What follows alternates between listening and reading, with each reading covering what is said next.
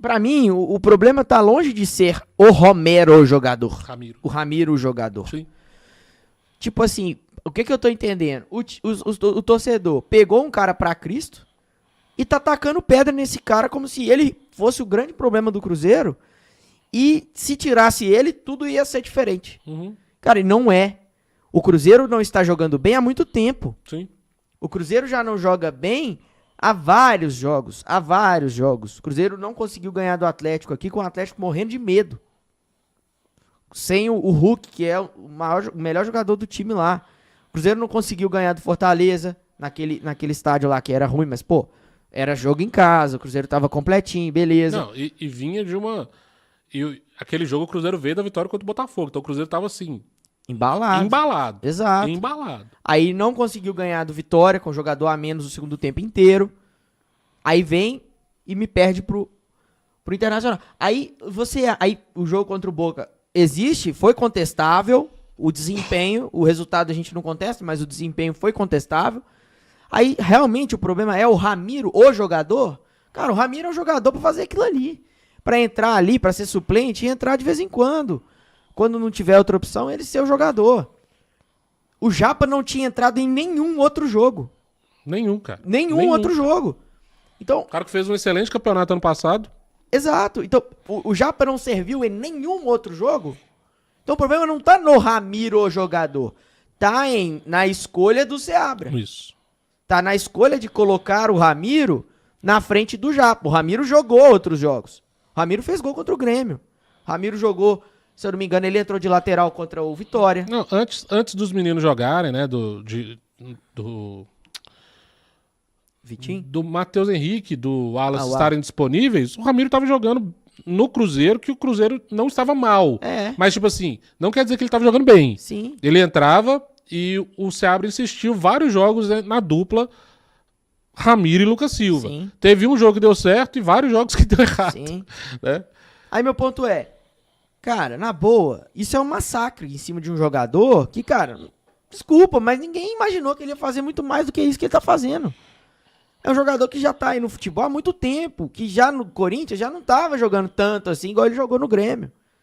Então, cara, o negócio não é, na minha visão, o Ramiro. O negócio é a postura do time, o negócio é o jeito que o Fernando Seabra joga. O jeito que o Cruzeiro vem jogando.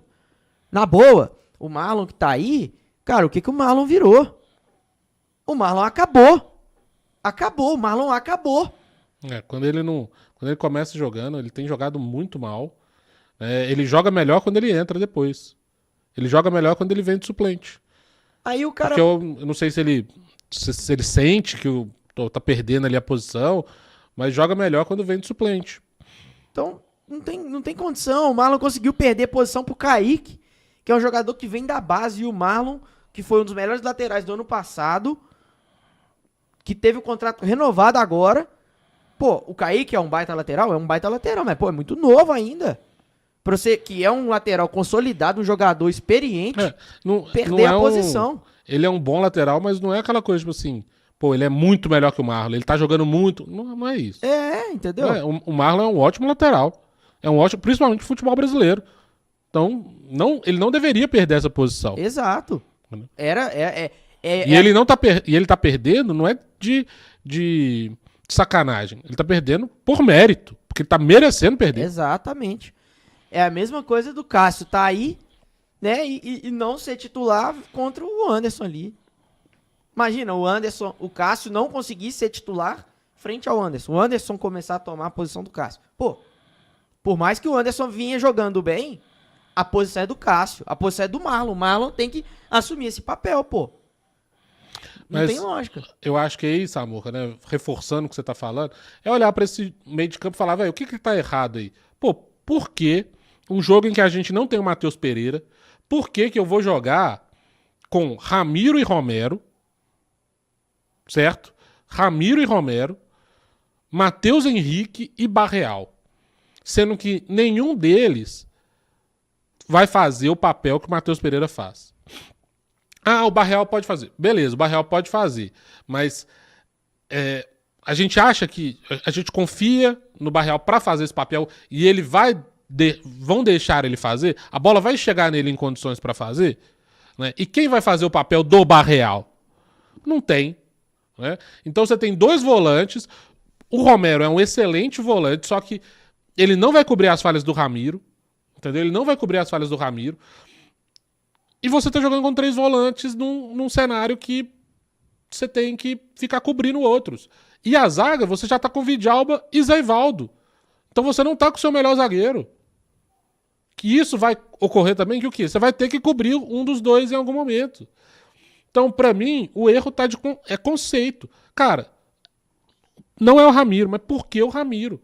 Né? Por que não? Cara, se entrasse com o Vital, eu ia ficar menos chateado. Falou Romero, Matheus Henrique, Barreal e Vital. Eu ia ficar menos chateado. E fazia mais sentido. Fazia muito mais sentido. Muito mais. Muito mais sentido. Entendeu? Eu ia falar até talvez o Vitinho, né? Que sim, já vinha entrando há algum tempo. Muito mais sentido. Pô. Mas o próprio Vitinho, depois que fez gol, começou a perder oportunidade. Quando que o Vitinho entra? Raramente entra. Exatamente. E não é porque os meninos começaram a jogar.